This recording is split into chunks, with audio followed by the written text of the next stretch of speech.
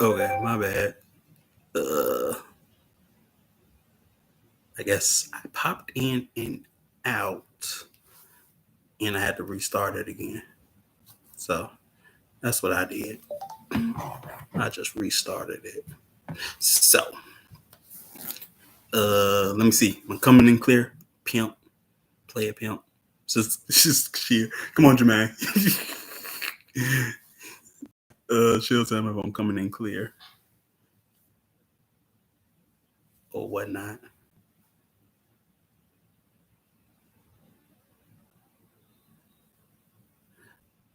Thank you. Thank you, Rachel. Thanks, sis. Okay. So, uh, where did I leave off at? No, it's him. Yeah, I'm sorry. I want to call you sis sometimes.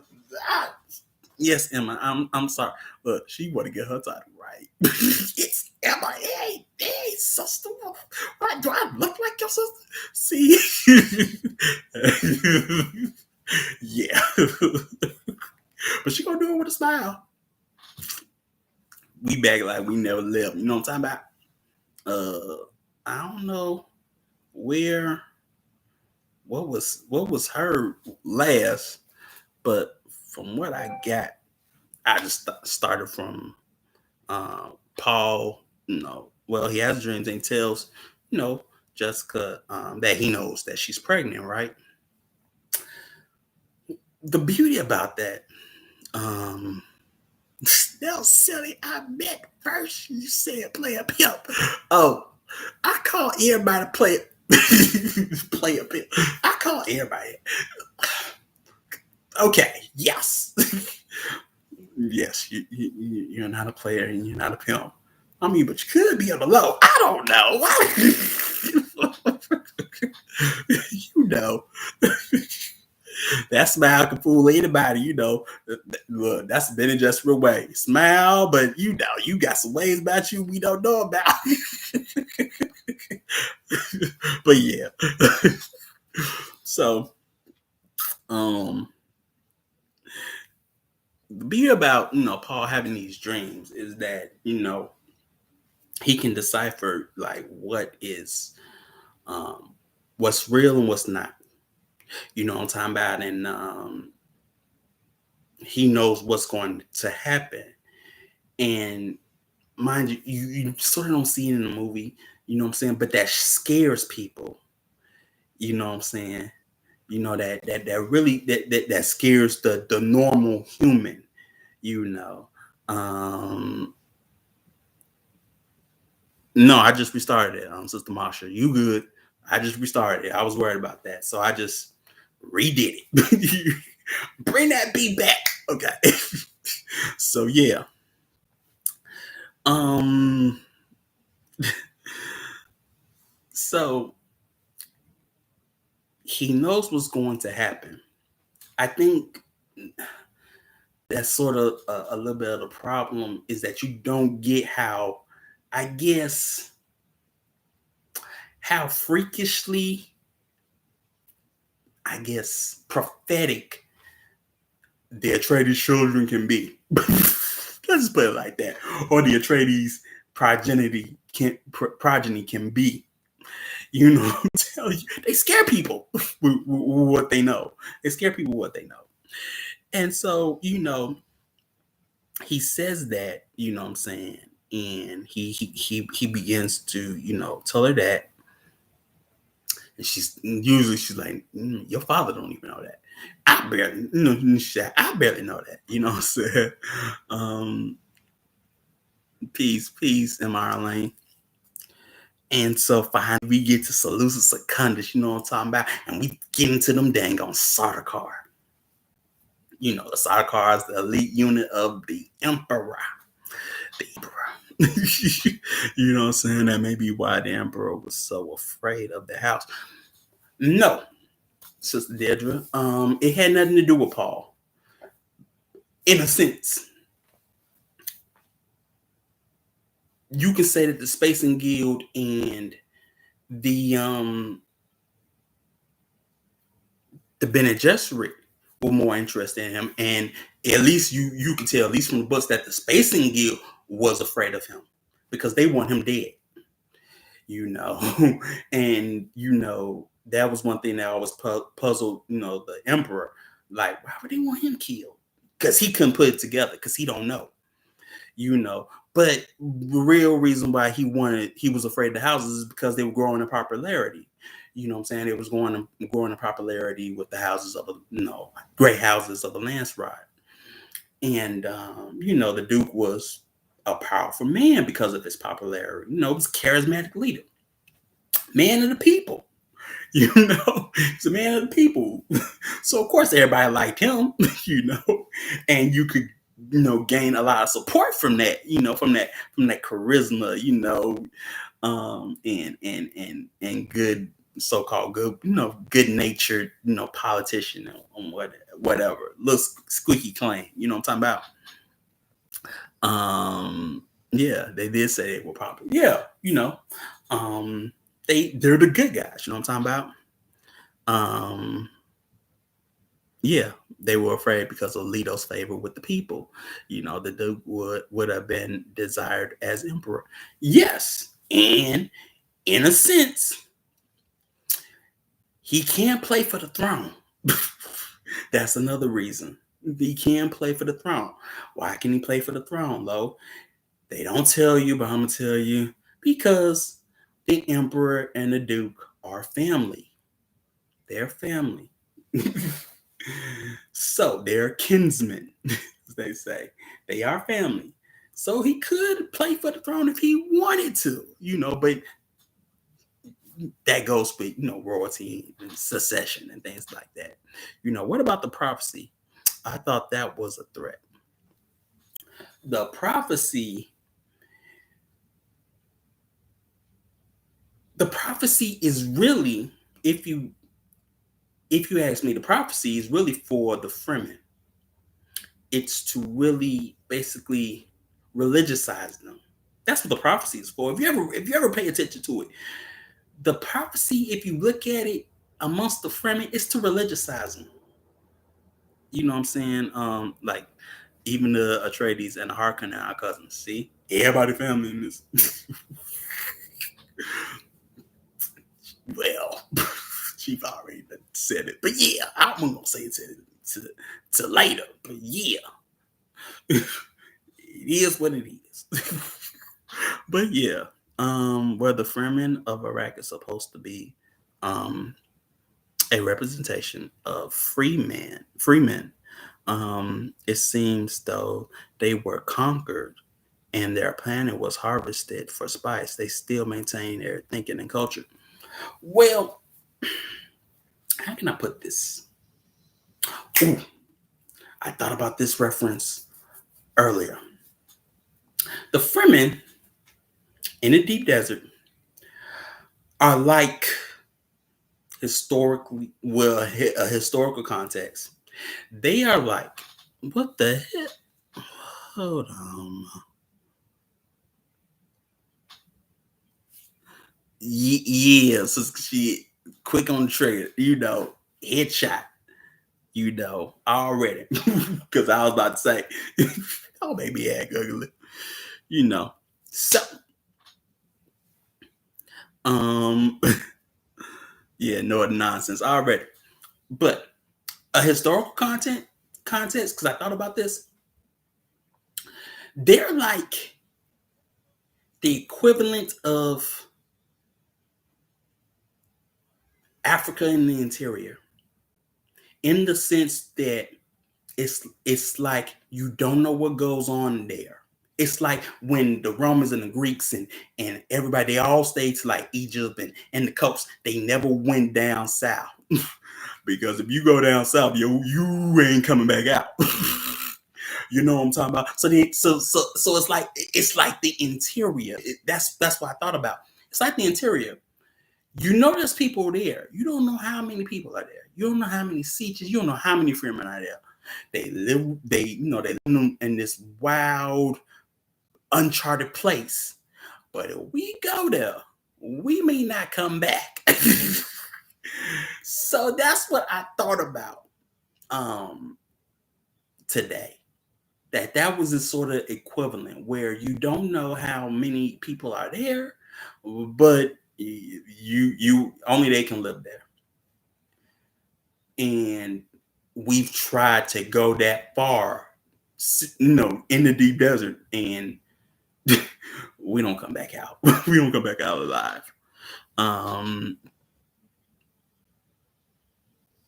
unless one you wanted to lead some leaders. No, I don't. No, not me, pimp. I was, I was about to do it, but I'm talking. I can't I can't act indirect. you know. Can't act indirect. But thank you, producer. That's the producer over there. He quick on the trigger. He in the green. What they call that room? Green room, something. Room with they watch on the screens and they tell you 5 minutes to queue. Whatever. 5, 4, 3, 2, 1. Things like that. But yeah. So we talking about the side car, right? But to answer your question, that's why I thought I went about the Fremen. You could say they are the Freemen, but you have to go into their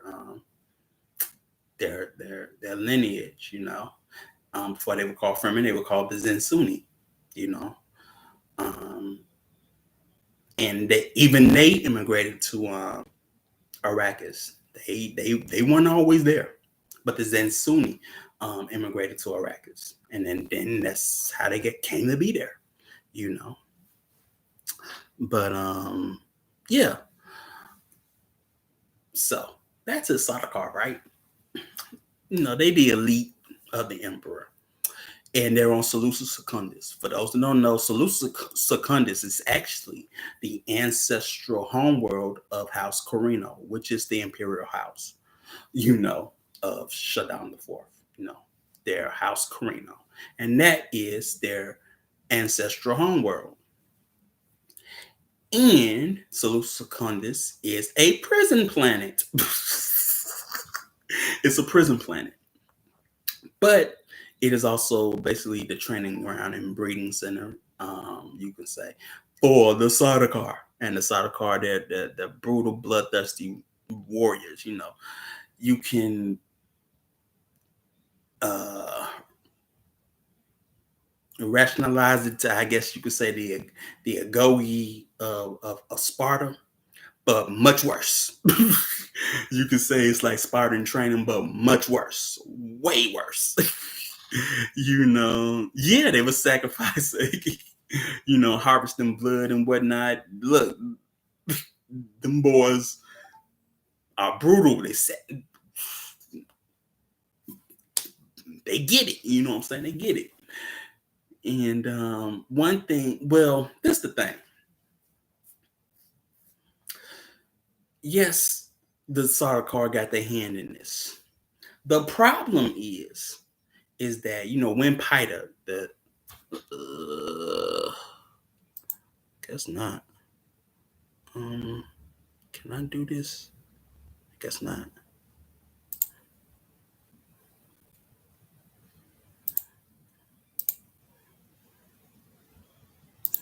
How about that? Okay. So, yeah, well, I couldn't say sacrificing soldiers, but Lord, they were sacrificing maybe prisoners or slaves for the blood. Because, like I say, it's a prison planet, but it's brutal, But they were doing basically a blood ritual with the Sardaukar, and you see Piter DeVries, who is also a Mentat. He's the Mentat Master of Assassins for the Harkonnen. And he goes, you see I would say the Sardaukar commander. And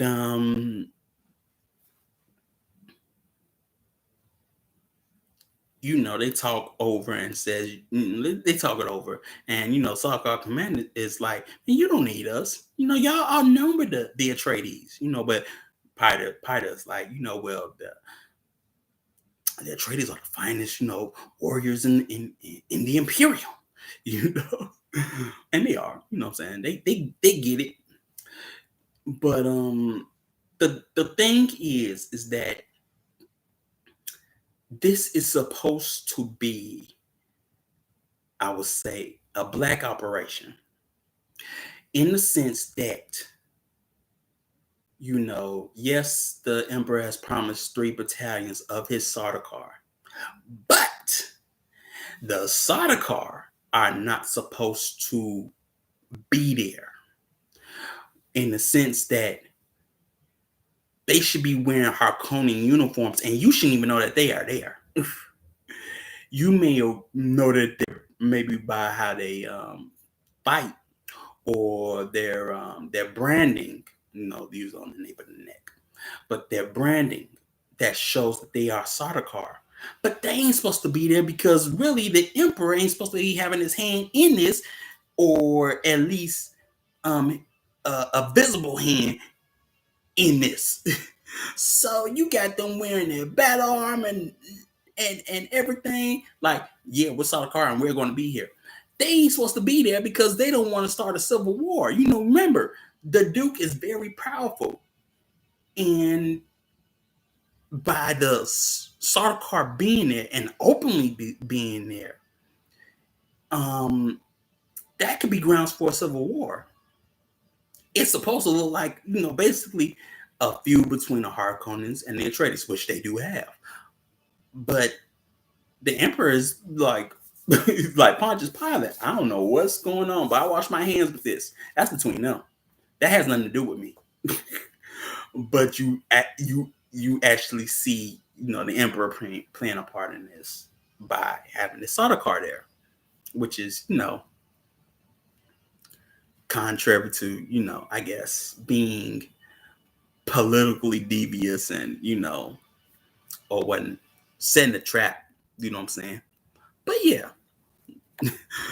And so you see that, and then you get to see Leto ask Jessica to protect Paul, but she's like, on my life, and he's like, I'm not asking you as his mother, I'm asking the Bene Gesserit. Now, mind you,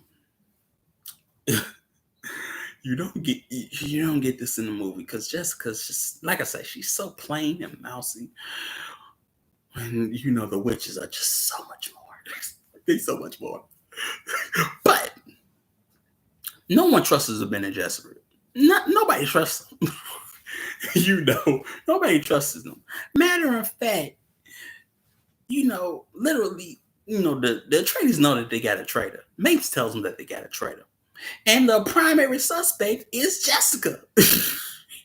It's not played out in the movie, but the primary suspect is Jessica. She's the primary suspect. And because she's been a Gesserit, her loyalties are to the sisterhood. And everybody knows that, but and they know how the Bene Gesserit can be. You know what I'm talking about. But you sort of don't get that sense that Jessica can be a devious switch of the Bene Gesserit, playing both sides, the political arena and things of that nature. You sort of don't get that. But yeah, and but as that scene happens, she doesn't say yes. She says, you're not like this, which lets you know.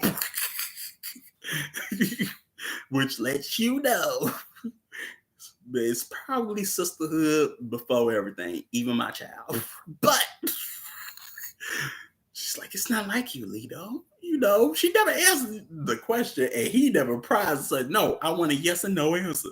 But yeah, but yeah, they get all lovey-dovey and whatnot. And one person that should have had more screen time, they do for dirty, and another person they do dirty is dang on Dr. Wellington Huey. But I like that it's played by a person who looks like you can have the name Yue, Yue, right? But they just don't give his character no shine neither. I mean, you gotta understand something. He's a doctor, but he wears the. It was supposed to be a purple diamond, but he wears the diamond tattoo to signify that he has I guess I don't want to say that, but the he can basically be an imperial doctor. He can be the physician of the emperor because of that suk, or what they call the suk conditioning, and that's what the purple diamond tattoo stands for. Is that he can be a physician to the emperor, and also that he would never betray because of his soot conditioning would drive him crazy. So he would never kill, the person that he's employed by because his soot conditioning would drive him crazy.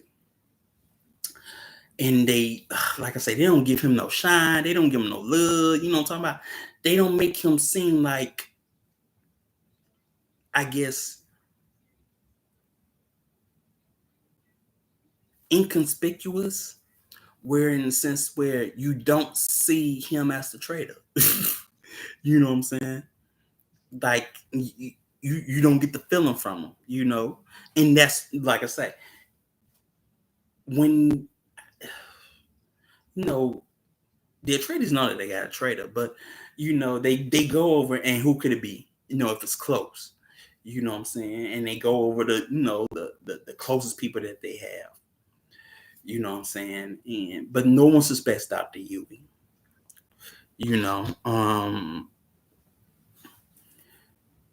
and that sort of becomes an issue, at least to me, because that Dr. Yui could have been used a lot more.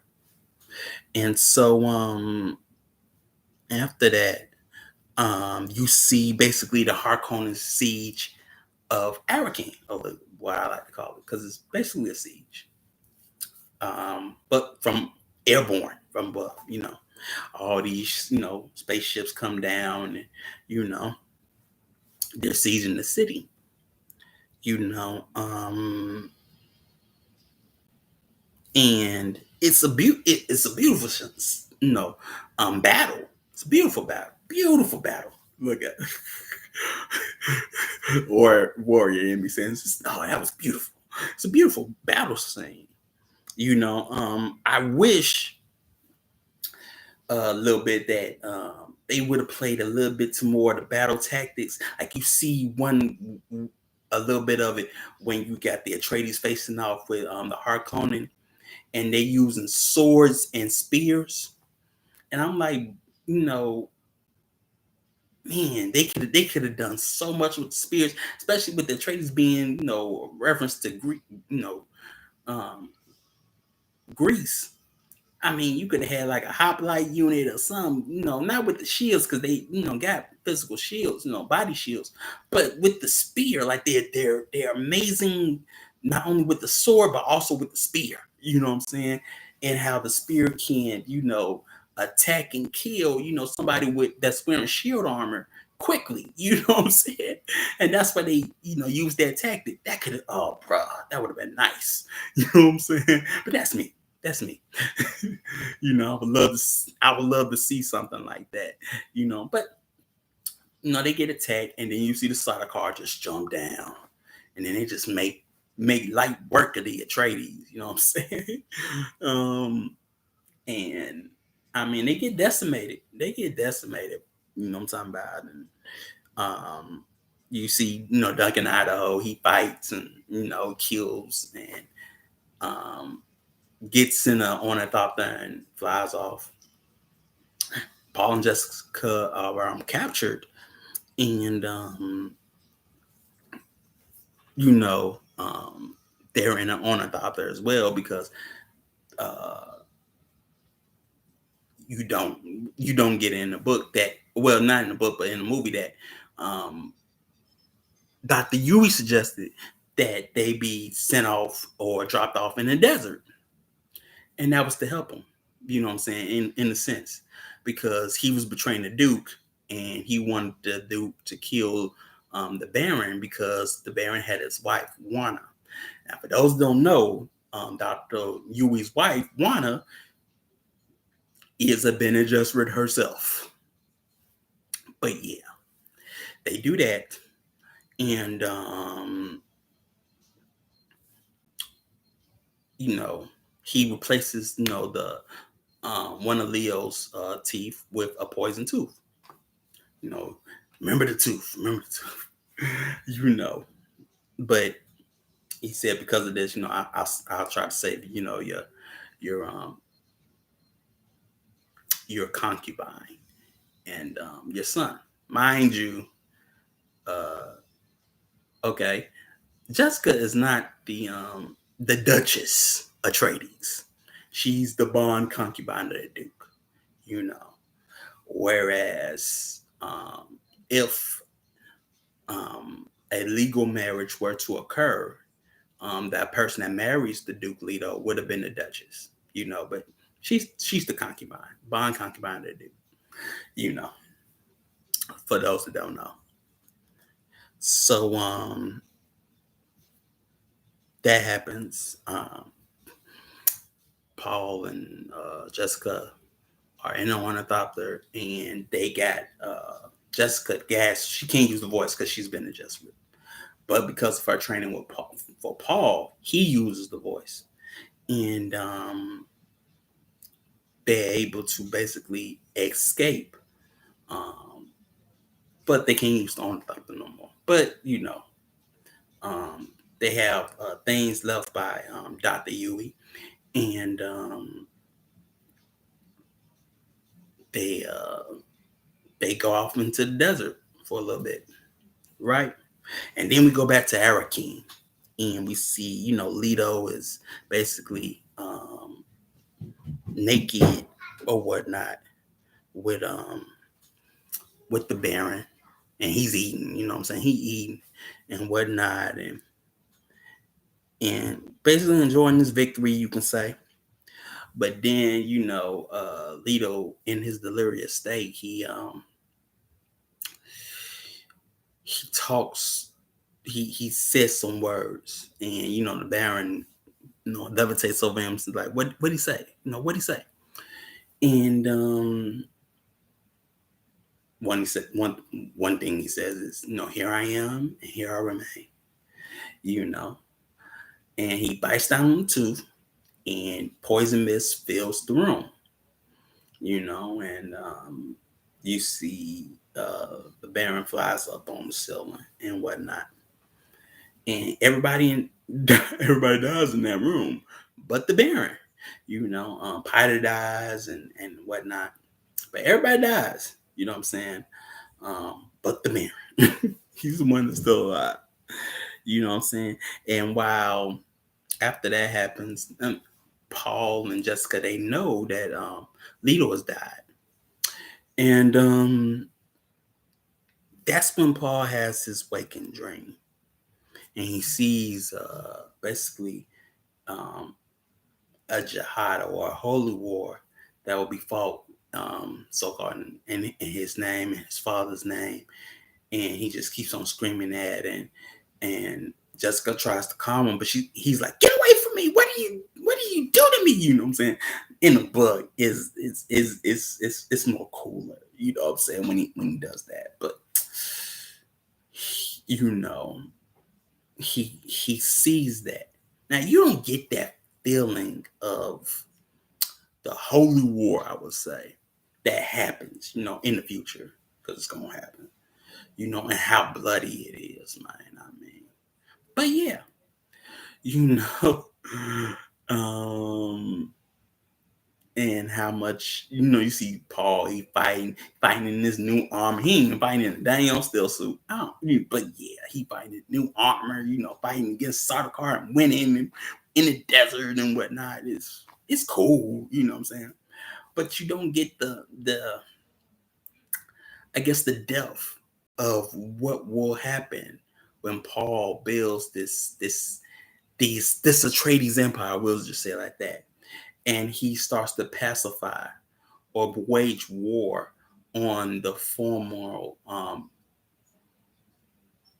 imperium.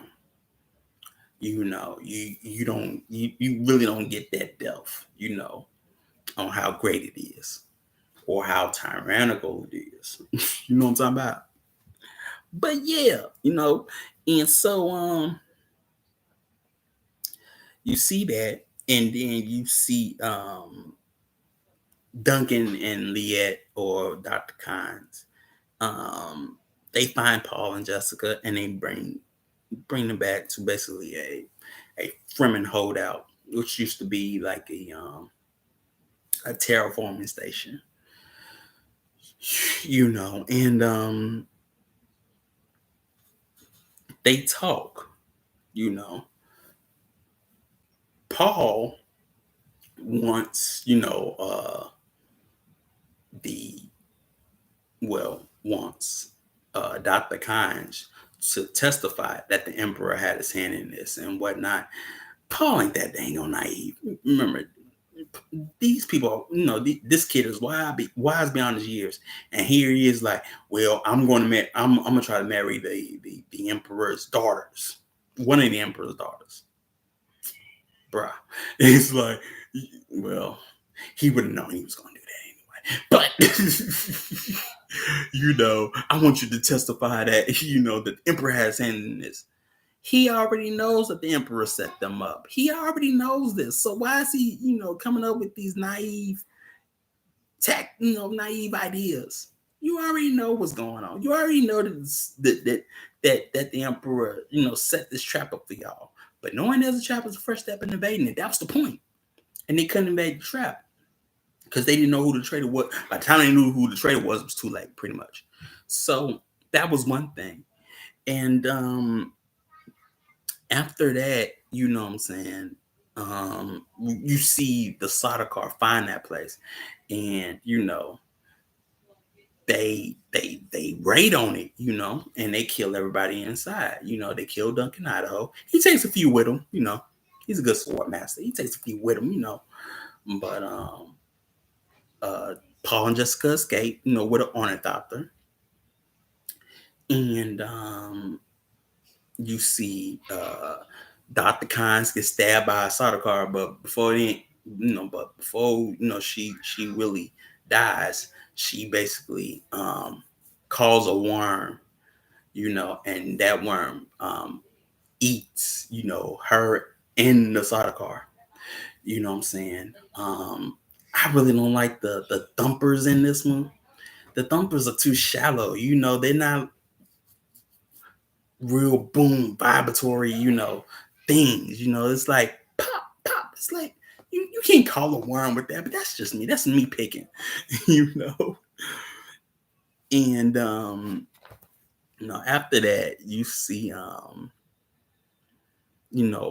and Jessica, they fly into a windstorm, or a sandstorm. And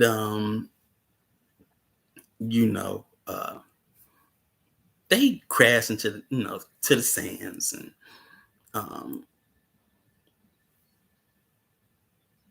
we also see that the Baron has survived, the poison attack by Leto. And he tells Raban to squeeze Arrakis, because now we run this. Now we gonna, go back to we gonna go back to running our business. We can all go back to running our business. You know what I'm talking about? We can go back to running this business. And I want you to squeeze, Raban. I want you to squeeze. You know what I'm saying? So yeah. And that all goes back to economics. He wants them to squeeze so they can get the most profit, so they can get the most money. You know what I'm saying? But this is why Fade is so important. Where he tells Fade, at least in the books, like after he's done squeezing, or the Fremen give an insurrection and kill him, I'm going to sing you, Fade. And you're going to be, Fade the savior. You're going to save them from the beast with Bond. It's going to be lovely. You can kill them. You can do this. You can do that.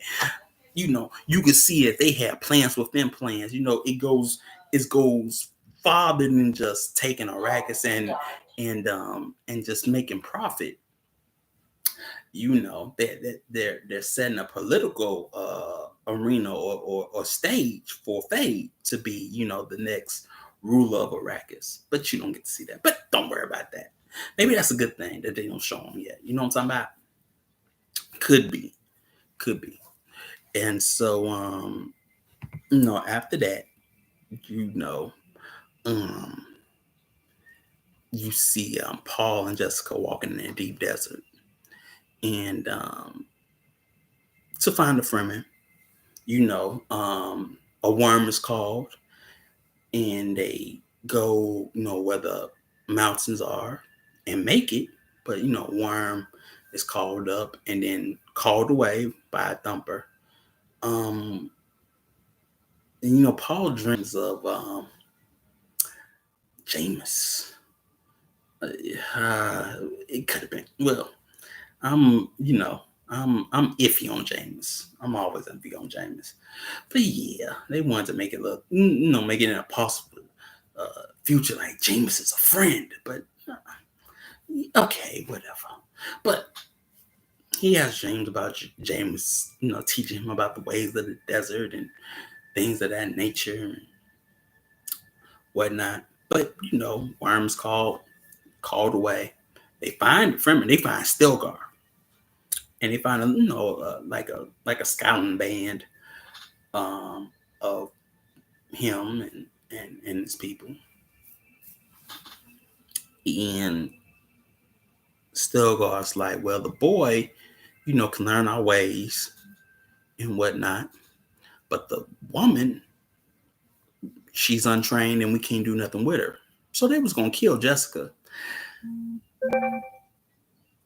And before they can do that, or before Stilgar can do that, he gets, done in by Jessica. You don't get to see the weird way and how fast they are, but I guess it worked. You know what I'm talking about? I would have liked some, something more flashy, but it is what it is. But she takes him out and, basically holds his own Chris knife to his throat, and Paul, basically trips up Jameis and then goes up the mountain to hide. And that's when he meets Cheney. I don't like Cheney that much. I'm sorry. She's just me. It is what it is. But after that, Stilgar basically says, the fate of you and the boy will be solved at Siege Tabar. You know what I'm saying? He doesn't give protection like he normally doesn't, but it is what it is, semantics. But after that's done with or whatever, Jameis is not cool with what's going down, right? And he's like, I am Bokamtal, which is basically a challenge, a fight to the death. And it's basically meant for Jessica, who bested Stilgar, but because she's I guess, a weirding woman, he's like, well, who fights for her? Who is her champion? Very Europeanized, right? Paul stands, as her champion, and he accepts. And so they, he talks with Cheney a bit, has a little bit more of a waking dream, and then you have a voice talking to him saying, don't be scared to, take life. You take a life, you take your own and things. I personally didn't like it because it was like, man, if you got voices talking to you and you listening to them, ain't that a little bit of grounds for abomination? I mean, that happened to Alia, and you saw what happened to her. But I mean,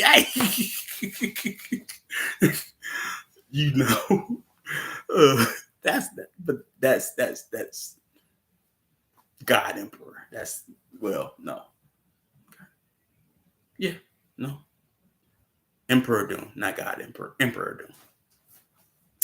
But you got a voice talking to you. Me personally, I'm like, don't be an abomination now. If you're abomination, the Bene Gesserit gonna come after you. You know what I'm saying? I mean, it is what it is. You know what I'm saying? But yeah, um, so they fight, and Paul doesn't understand the cultural um depth or norms of this fight because of the fact that he asked James to yield, and this is to the death. And it's like as they keep on fighting, um, it's like he's playing with him. He's not taking the fight seriously, and he's not, I would say, honoring James in the fight by either killing him or something. He just keeps on besting him, but not killing him or whatever, and it's just making them more mad. It's like an insult. Somebody just keep on doing that, and they're not even respected. I guess the customs of your culture. You know what I'm talking about? And so finally, Paul relents and stabs him in the side, and James dies, right? And you know, uh, after that, they say, you're one of us now. Now that they didn't kill James. Well, he's didn't kill James. He's like, yeah, you're one of us. I don't know all about that. I mean, he took the rites of passage yet. He just got protection. He ain't ready no worm. But it is what it is, right? But yeah, so at this point, Jessica's like, y'all got people, y'all can, get us to Caladan or whatnot, smugglers, y'all can get us to Caladan with or whatever. And Boss like, no, I'm staying here. I'm going to use desert power, and I'm going to fight. My path leads here, and I'm staying here. And that's what he does. They basically walk along the desert dune, and you see a rider of worms coming up, and I basically about to take them to Sish Tabar, um, and he's like, desert power. Here comes China Sun, and this is only the beginning. No, real Disney princess. But yeah, and that's the end. But I mean, the bomb was never dropped. You know what I'm saying? That like in the first part in the books, the bomb is dropped that Jessica's a Harkonnen. you know, you see how sinister the day or Bene Gesserit is. But yeah, Jessica's a Harkonnen, and yeah. But that's really the end. You know what I'm talking about? Him.